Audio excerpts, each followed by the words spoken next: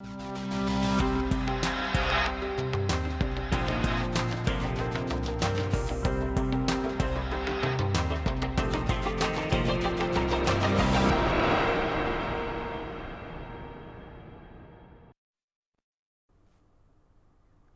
To జిల్లా dairy. నేను విజయ్. ముందుగా హెడ్లైన్స్ చూద్దాం.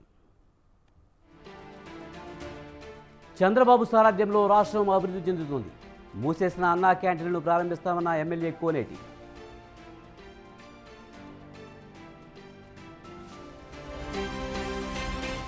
శ్రీకాకుళం జిల్లా కేంద్ర గ్రంథాలయ అభివృద్ధికి అన్ని విధాలా కృషి చేస్తా.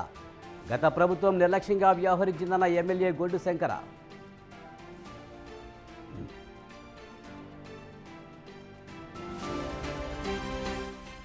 హైదరాబాద్ అభివృద్ధి చెందడానికి చంద్రబాబే కారణం. ఎన్నికల్లో ప్రజలు మంచి తీర్పిచ్చారన్న నటుడు సుమన్.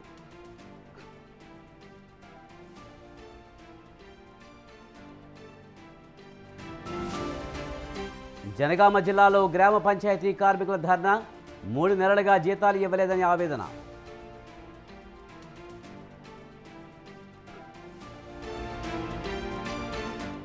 ఆదిలాబాద్ జిల్లాలో దారుణం. ప్రియుడు మోజులో పడి భర్తను హత్య చేసిన భార్య.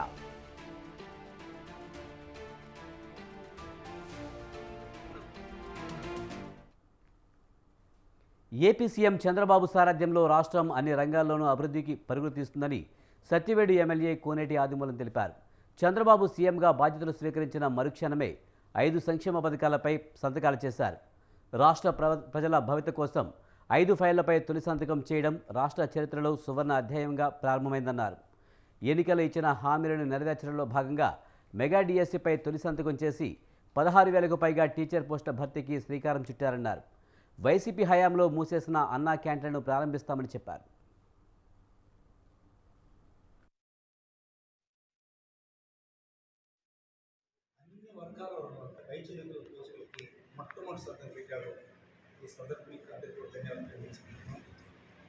రెండవది, మీకు అందరికీ తెలుసు, చాలా ముఖ్యమైన అవసరమైనటువంటిది మీరు చూసి ఉంటారు.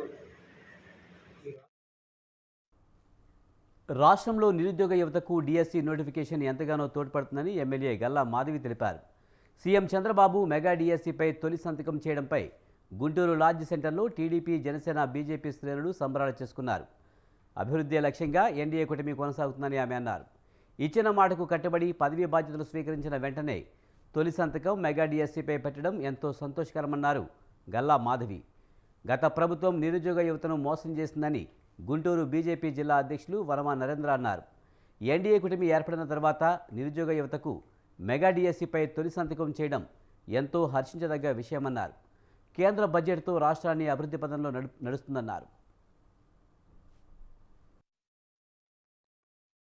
ఒక పరిణామం గురించి ఎదురు చూస్తూ వారి టైంని, మనీని ఇప్పటిదాకా వెచ్చించి ఎంతో ఆవేదనకి గురయ్యి ఈ రోజు ఉద్యోగాలు లేకుండా ప్రజా చైతన్య రథం, యువత చైతన్య రథం అనే పేరుతో బస్సు యాత్ర చేపట్టి ఊరూరున వారి ఆవేదన వ్యక్తం చేస్తూ గడిచిన 5 ఏళ్లలో జగన్మోహన్ రెడ్డి గారి ప్రభుత్వం వారికి, ఉద్యోగులకి, విద్యార్థులకి ఎంతటి ఆవేదనను మిగిల్చారో వాళ్ళు చెప్తూ మా దాకా వచ్చి కూడా మా దగ్గర కూడా ఎన్నో రకాలైన ఇబ్బందులు, వాడు పడిన ఇబ్బందులన్నింటినీ వాళ్ళు మాతో పంచుకోవడం జరిగింది. ఎంతో ఆవేదనకి గురైన పరిస్థితులు ఆ రోజు అవన్నీ. ఈరోజు వాటన్నిటికీ ముగింపు చెప్తూ వచ్చి రాగానే ముందు ఆయన మొదటి సంతకాన్ని చంద్రబాబు నాయుడు గారు డిఎస్సీ మీద అన్న మాట ప్రకారమే పెట్టడం జరిగింది. అంటే రానున్న భావితరాల పట్ల ఆయనకున్న ప్రేమ, ఉద్యోగ కల్పన మీద ఆయనకున్న నమ్మకము, ఆకాంక్ష, ఆయన విజన్ మనం అర్థం చేసుకోవాల్సిన పరిస్థితి ఉంది. గత ప్రభుత్వంలో చంద్రబాబు నాయుడు గారు కాపు సామాజిక వర్గానికి ఇస్తానన్నటువంటి రిజర్వేషన్ గురించి మాట్లాడే సందర్భంలో అప్పుడు రాజ్యాంగ పరంగా కుదరదు కాబట్టి సెంట్రల్ గవర్నమెంట్ ఇచ్చినటువంటి 10% ఏదైతే ఉందో ఆ 10% లో 5% కాపు సామాజిక వర్గానికి ఇస్తానని చెప్పేసి ఒక బిల్లు కూడా పాస్ చేశారు అసెంబ్లీలో. కానీ దురదృష్టవశాత్తు తర్వాత వచ్చినటువంటి ప్రభుత్వం దాన్ని క్యాన్సిల్ చేసింది. ఇప్పుడు నేను ప్రభుత్వాన్ని కోరేది ఏంటంటే, ఏదైతే డిఎస్సి రిలీజ్ చేశారో మీరు ఈ డిఎస్సిలో నోటిఫికేషన్ ఇచ్చే ముందే మళ్ళా ఒకసారి పునఃపరిశీలన చేసి ఈ కాపులకి ఈడబ్ల్యూఎస్ ఇస్తానన్నటువంటి 5% ఇచ్చిన తర్వాత ఈ నోటిఫికేషన్ కూడా జారీ చేస్తే, ఎందుకంటే మన కూటమికి పెద్ద ఎత్తున అండగా ఉన్నటువంటి సామాజిక వర్గం అది, ఆ సామాజిక వర్గానికి మేలు చేసిన వాళ్ళు అవుతాము, ఇచ్చిన మాట నిలబెట్టుకునే వాళ్ళు అవుతాం అని చెప్పేసి ప్రభుత్వంలోని పెద్దలు, అంటే ప్రభుత్వం అంటే ఇంక్లూడింగ్ మా పార్టీ, మా జనసేన పార్టీ నాయకుడు కూడా ప్రభుత్వంలోనే కాబట్టి ప్రభుత్వ పెద్దలందరికీ కూడా ఈ యొక్క విన్నపాన్ని మీరు పరిశీలన చేయండి అని చెప్పేసి జనసేన పార్టీ నుంచి కోరుతున్నాను. శ్రీకాకుళం జిల్లా కేంద్ర గ్రంథాలయ అభివృద్ధికి తాను అన్ని విధాలా కృషి చేస్తానని ఎమ్మెల్యే గుండు శంకర్ తెలిపారు. నగరంలోని జిల్లా కేంద్ర గ్రంథాలయాన్ని ఆయన పరిశీలించారు. గత ప్రభుత్వం నిర్లక్ష్యం కారణంగా గ్రంథాలయంలో కనీస మౌలిక సదుపాయాలు కూడా నోచుకోలేదన్నారు. మున్సిపాలిటీ నుంచి రావాల్సిన గ్రంథాలయ పనులు సకాలంలో అందక సిబ్బంది కూడా జీతాలు అందడం లేదని చెప్పారు. పంచాయతీ నిధులను గల్లంతు చేయడం వల్లనే గ్రంథాలయాలకు ఈ దుస్థితి ఏర్పడిందన్నారు. గ్రంథాలయంలో ఫ్యాన్లు, మరుగుదొడ్లు, కంప్యూటర్లను సైతం 2 రోజుల్లో బాగు చేయించి అందుబాటులోకి తెస్తానని నిరుద్యోగులకు ఎమ్మెల్యే హామీ ఇచ్చారు. గ్రంథాలయాలను కాపాడుకోవాల్సిన బాధ్యత ప్రతి ఒక్కరిపై ఉందన్నారు.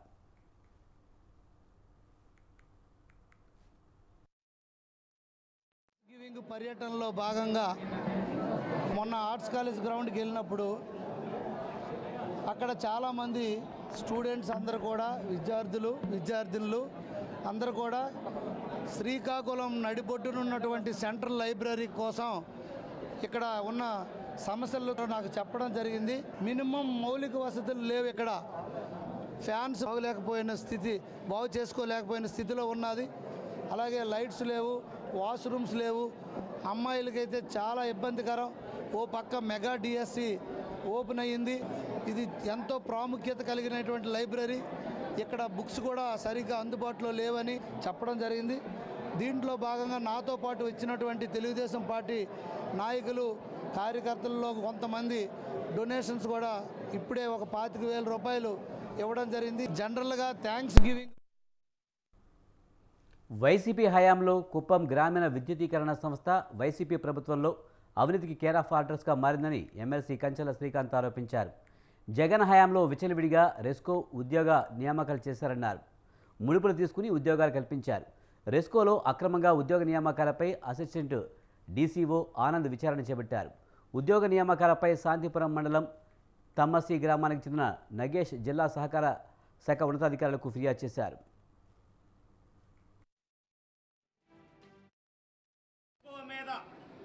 సిబిసిఐడి విచారణ జరిపిస్తాం. దాంట్లో జరిగిన అవినీతిని మొత్తం లాగి కటకటాల వెనక్కి జైలుకి పంపిస్తాం. ప్రతి ఒక్క అవినీతి చేసిన ప్రతి ఒక్కరిని, అక్కడ చైర్మన్ దగ్గర నుంచి కింద స్థాయి వరకు ఎవరైతే ఆ అవినీతిలో భాగస్వామ్యం అయ్యారో, రెస్కోని అంత విధాలుగా నాశనం చేశారో వాళ్ళ మీద కూడా చర్యలు తీసుకునేదాకా వదిలిపెట్టే సమస్య లేదని చెప్తా ఉన్నాం. పార్టీ కోసం పనిచేస్తున్న ప్రతి కార్యకర్తకు న్యాయం చేస్తామని జనసేన పార్టీ రాష్ట్ర ప్రధాన కార్యదర్శి చిలకం మధుసూదన్ రెడ్డి అన్నారు. మంత్రి సత్యకుమార్ యాదవ్, పరిటాల శ్రీరాములను సమన్వయం చేసుకుని పార్టీ కోసం కష్టపడిన ప్రతి కార్యకర్త, నాయకుడికి తప్పకుండా న్యాయం చేస్తామని భరోసా కల్పించారు. పవన్ కళ్యాణ్కి ఉప ముఖ్యమంత్రి వివిధ శాఖలు ఇవ్వడం చాలా సంతోషకరమన్నారు. సత్యకుమార్కు మంత్రి పదవి ఇవ్వడం ద్వారా ధర్మవరం నియోజకవర్గం చేనేత రంగాన్ని మరింత డెవలప్ చేసే విధంగా కృషి చేస్తారన్నారు.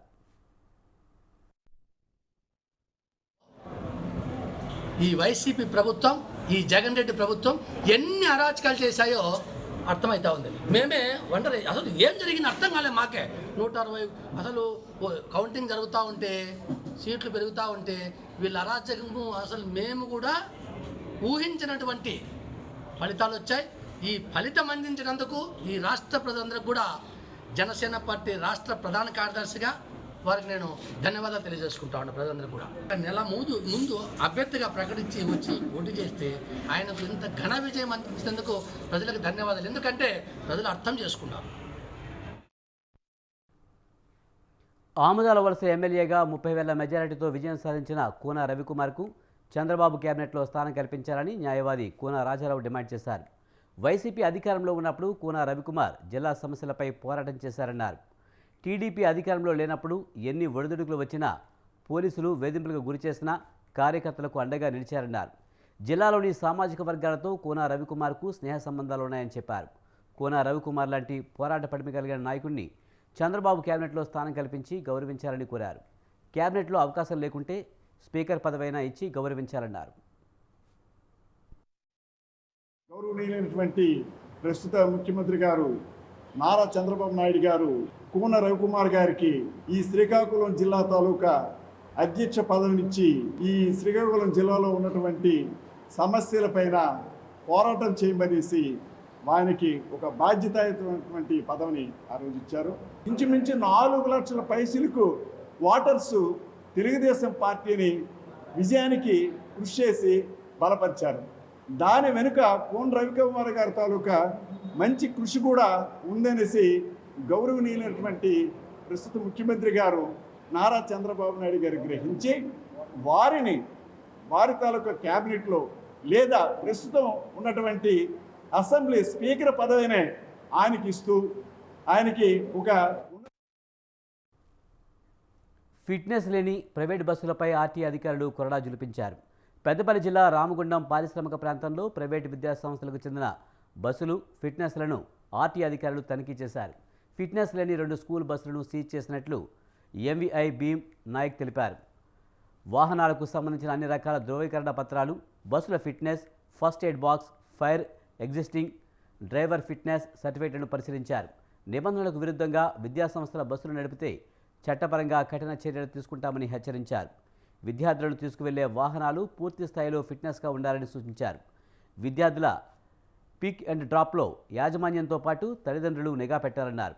విద్యాసంస్థలకు చెందిన వాహనాలను సమయానికి సర్వీసింగ్ చేసుకోవాలని సూచించారు.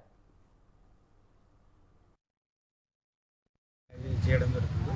డైలీ వెహికల్ యొక్క fitness, permit, insurance, pollution, driver licence, attender and ఇతర ఫస్ట్ ఎయిడ్, ఫైర్ ఎక్స్టింగ్విషర్, మరి మిగతా అన్ని హ్యామర్ ఇవన్నీ ఉన్నాయా లేదని చెక్ చేయడం. వీటిలో ఏమైనా వైలేషన్ ఉన్నా కానీ వాటిపైన కేసు నమోదు చేయడం జరుగుతుంది.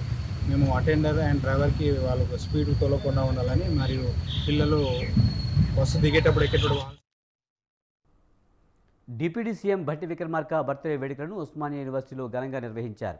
ఈ సందర్భంగా బాణసంచా కాల్చి పెద్ద ఎత్తున సంబరాలు జరిపారు. ఈ కార్యక్రమానికి టీపీసీసీ అధికార ప్రతినిధి లోకేష్ యాదవ్ హాజరై కేక్ కట్ చేశారు. కాంగ్రెస్ అధికారంలోనికి రావడానికి 1365 కిలోమీటర్ల పాదయాత్రతో మల్లు భట్టి విక్రమార్క కీలక పాత్ర పోషించారని లోకేష్ యాదవ్ అన్నారు. ఎన్నికల సమయంలో కాంగ్రెస్ పార్టీ ఇచ్చిన 6 గ్యారంటీలను అమలు చేసే దిశగా CM Revanth Reddy, deputy CM Mallu Bhatti Vikramarka ప్రభుత్వం ముందుకు వెళ్తుందని తెలిపారు. ఉస్మానియా యూనివర్సిటీ ఆర్ట్స్ కళాశాల ముందు విద్యార్థి నాయకులు, జేఏసీ తరఫున విద్యార్థులు మొత్తం కూడా భారీ ఎత్తున వందలాది మంది ర్యాలీ తీసి సంబరాలు చేసుకొని కేక్ కట్ చేసుకున్నాము. చాలా సంతోషం వ్యక్తం చేస్తున్నాం. తెలంగాణ రాష్ట్రంలో ప్రజాప్రభుత్వ రావడం కోసము 1365 కిలోమీటర్ల పాదయాత్ర చేసి కాంగ్రెస్ ప్రభుత్వ ఏర్పాటులో ప్రధాన భూమిక పోషించినటువంటి మల్లు భట్టి విక్రమార్క గారికి ఈ సందర్భంగా ఉస్మానియా యూనివర్సిటీ విద్యార్థులు మొత్తం కూడా, తెలంగాణ వ్యాప్తంగా ఉన్నటువంటి నిరుద్యోగులు, విద్యార్థులు మొత్తం కూడా. అనంతపురం జిల్లా తాటిపత్రి నియోజకవర్గంలో గత ప్రభుత్వంలో ఏర్పాటు చేసిన శిలాఫలకాలను ధ్వంసం చేయొద్దని డీఎస్పీ జనార్దన్ నాయుడు తెలిపారు. నియోజకవర్గంలో ఎన్నికల నేపథ్యంలో జరిగిన అల్లర్ల కేసులో బైండ్ ఓవర్ చేసిన వాళ్లు ప్రజలతో కలిసి మెరగాలని సూచించారు. ఏదైనా అసాంఘిక కార్యకలాపాలకు పాల్పడితే కఠిన చర్యలు తప్పవని హెచ్చరించారు. పట్టణంలో జరుగుతున్న దొంగతనాలకు సంబంధించిన పోలీస్ శాఖలో మొబైల్ పార్టీ టీం ఏర్పాటు చేశామని తెలిపారు. పట్టణంలోకి భారీ వాహనాలు రాకుండా తగు చర్యలు తీసుకుంటామని డీఎస్పీ చెప్పారు. తర్వాత అక్కడక్కడ కొన్ని చోట్లలో శిలాఫలకాలు ధ్వంసం చేయడం కానీ ఇట్లాంటి కార్యక్రమాలు జరుగుతున్నాయి. ప్రజలు తెలియజేసేది ఏమంటే ఇది రాజకీయ కక్షలు, కార్పణ్యాలకు చోటు చేసుకునేటట్లుగా ఆలోచించి, అదేవిధంగా గతంలో వాళ్ళు కూడా ఏదైనా మనం కూడా ఒక 41 మందిని మన తాడిపత్రి ఏసీకి సంబంధించి 41 మందివి గతంలో వాళ్ళు తహసీల్దార్ దగ్గర బౌండర్ అయినారు.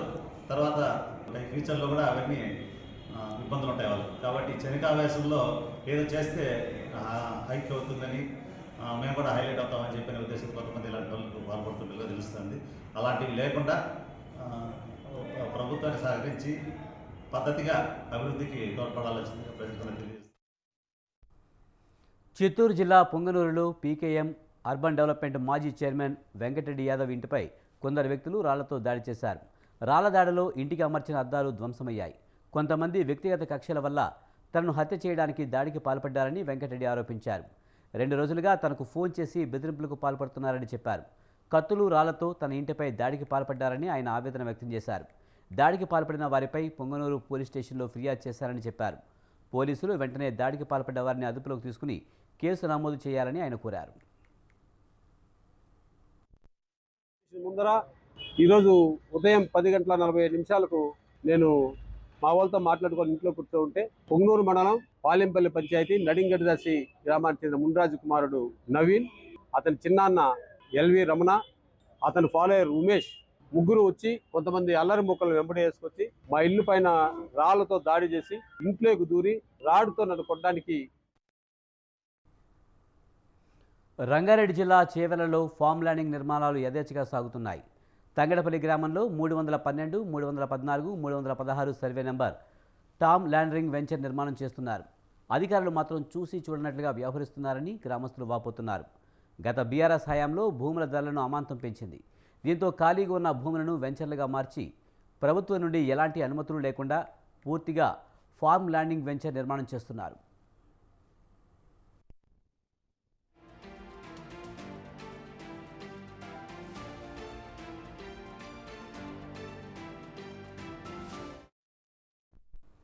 జనగామ జిల్లా స్టేషన్ గన్పూర్ మండలం ఎంపీడీఓ కార్యాలయం ముందు స్థానిక గ్రామ పంచాయతీ సిబ్బంది ధర్నా నిర్వహించారు. 3 నెలలుగా జీతాలు ఇవ్వకుండా అధికారులు ఇబ్బందులు పెడుతున్నారని గ్రామ పంచాయతీ కార్మికుల సంఘం అధ్యక్షులు రాజేంద్ర ప్రసాద్ అన్నారు. కరోనా సమయంలో కూడా ప్రాణాలను సైతం లెక్క చేయకుండా సేవ చేసినందుకు అధికారులు తమకు ఇచ్చే గౌరవం ఇదేనా అంటూ ప్రశ్నించారు. పిల్లలకు పాఠశాలలు తెరిచినా వారికి బుక్కులు బట్టలు కొనలేని పరిస్థితుల్లో ఉన్నామని ఆవేదన వ్యక్తం చేశారు. అధికారులు తమకు న్యాయం చేయాలని, జీతాలు ఇప్పించాలని కోరారు. మాట తప్పిన అధికారులను స్టేషన్ గన్పూర్ గ్రామ పంచాయతీలో బోస్ రాజా అనే వ్యక్తి నేను డ్రైవర్గా పనిచేస్తున్నాను. మా కార్మికులు మీ అందరం గత 7 తారీఖు నుంచి ఈఓ గారికి మేము నోటీస్ ఇవ్వడం జరిగింది. మా 2 నెలల వేతనాలు ఇంతవరకు రాలేదు. ఇంకోటి మాకు ఏరియల్స్ కూడా గత ప్రభుత్వం జీవో కూడా జారీ చేసినా కూడా ఆ వేతనాలు కూడా మాకు ఏరియల్స్ కూడా ఇంతవరకు ఇవ్వలేదు. పక్క గ్రామ పంచాయతీలో ఎక్కడ కానీ వాళ్ళు 14 పాయింట్స్లో కానీ దీంట్లో అగ్రిమెంట్ చేసి అధికారులు కూడా చెప్పినా కూడా మా ఈఓ గారు ఎలాంటి స్పందన లేకుండా.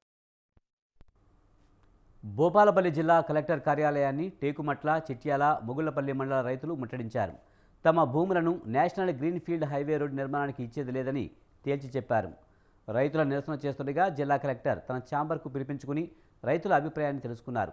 తమకు భూములే జీవనాధారమని, భూములు ఇవ్వాలంటూ రైతులను ఇబ్బందులకు గురి చేయవద్దని కలెక్టర్ ఛాంబర్లో బ్యానర్లు పట్టుకుని నిరసన వ్యక్తం చేశారు.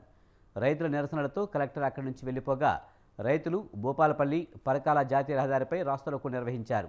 ప్రధాని మోదీ డౌన్ డౌన్ అంటూ నినాదాలు చేశారు.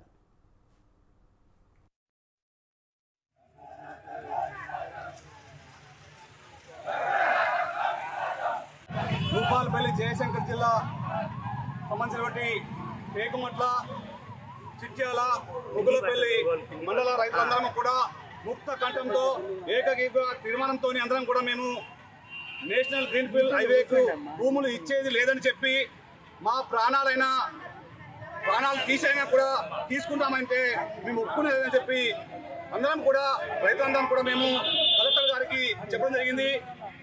మాకు జీవనాధారమైనటువంటి 3 పంటలు పండే మా యొక్క భూములను రైతులు మా యొక్క ప్రాణం మొత్తం కూడా తీసినా కూడా భూములు ఇచ్చారని చెప్పి మీ తెలపడం జరుగుతుంది.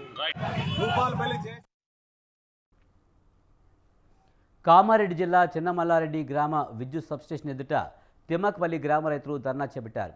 మెదక్ కామారెడ్డి ప్రధాన రహదారిపై బైఠాయించి రైతులు నిరసన తెలిపారు. వ్యవసాయ భూముల వద్ద విద్యుత్ ట్రాన్స్ఫార్మర్ల కోసం డీడీలు కట్టి 3 నెలలు గడుస్తున్నా విద్యుత్ అధికారులు ఇప్పటి వరకు విద్యుత్ ట్రాన్స్ఫార్మర్లు కేటాయించలేదని తెలిపారు. వ్యవసాయ భూముల వద్ద కరెంటు లేకపోవడంతో వరి తూకం వేయడం లేదని రైతులు ఆవేదన వ్యక్తం చేశారు. విద్యుత్ అధికారుల నిర్లక్ష్యం వల్లే ఇప్పటి వరకు వరి తూకం వేయలేదన్నారు. విద్యుత్ అధికారులు పంటలకు నష్టపరిహారం చెల్లించాలని డిమాండ్ చేశారు. రైతులు రోడ్డుపై బైఠాయించడంతో వాహనాల రాకపోకలకు అంతరాయం ఏర్పడింది.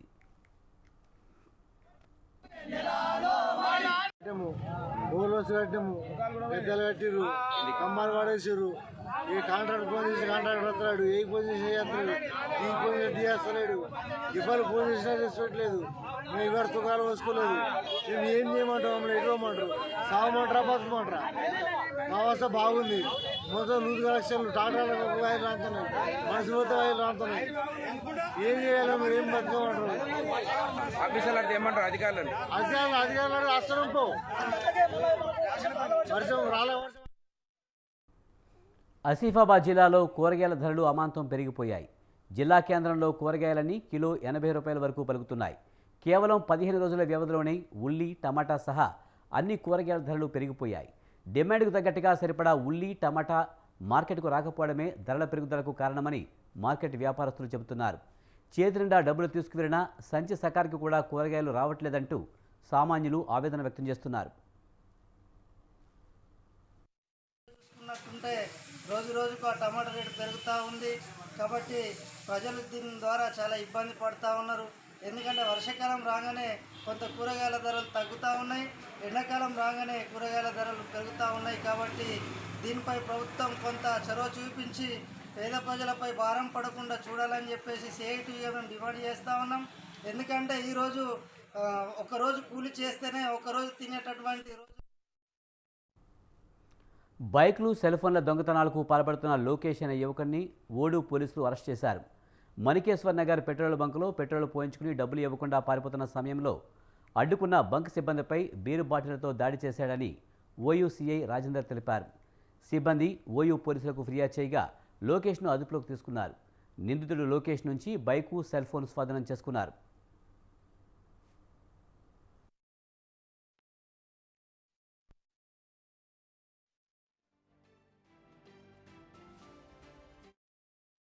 జరిగింది 8వ తారీఖు నాడు మల్లేష్ అనే వ్యక్తి హెచ్పి పెట్రోల్ బంక్లో పనిచేస్తూ ఉంటే 8వ తారీఖు ఈవినింగ్ నాడు ఒక అఫెండర్, అంటే ఇప్పుడు మేము అరెస్ట్ చేసిన లోకేష్, పాకాల లోకేష్ అనే అఫెండర్, ఆయనతో పాటు ఇంకో అఫెండర్ అంజీ అలియాస్ రమేష్ అనే ఇద్దరు వ్యక్తులు ఒక స్కూటీ పైన వచ్చేసి 100 రూపాయల పెట్రోల్ కొట్టమని చెప్పేసి పెట్రోల్ కొట్టినాక వెంబడే లాక్ ఆన్ చేసేసి పారిపోయారు.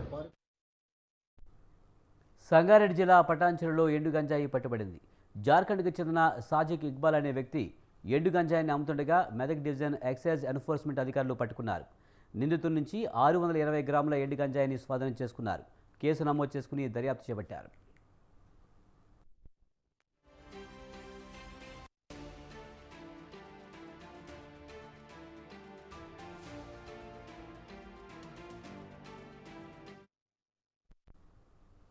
ఆదిలాబాద్ జిల్లాలో దారుణం జరిగింది. ప్రియుడి మోజులో పడ్డ భార్య భర్తను హత్య చేసింది.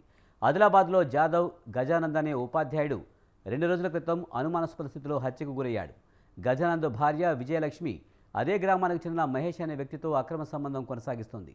తమ బంధానికి భర్త అడ్డుగా ఉండడంతో గజానంద్ను చంపడానికి ప్లాన్ వేశారు. సుపారీ గ్యాంగ్ పక్కా పథకం ప్రకారం గజానంద్ను అతి కిరాతకంగా హత్య చేశారు. కేసు విచారణ చేపట్టి పోలీసులు ముగ్గురిని అదుపులోకి తీసుకున్నారు.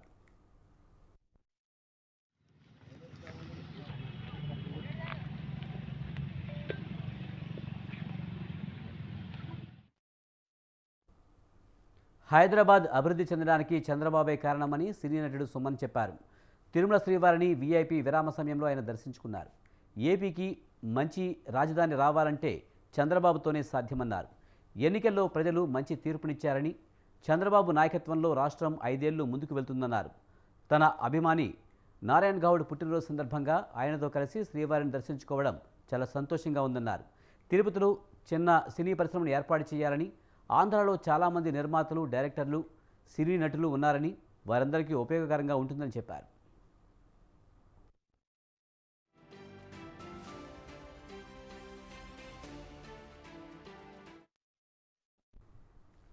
తిరుమల శ్రీవారిని ప్రముఖులు దర్శించుకున్నారు.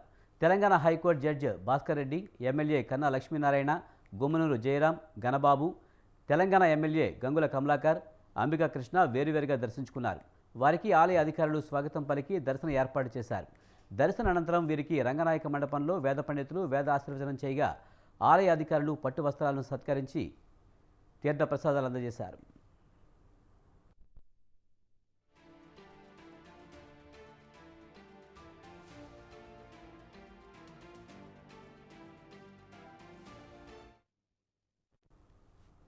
ఇది వాటి జిల్లా డైరీ. చూస్తూనే ఉండండి స్వతంత్ర.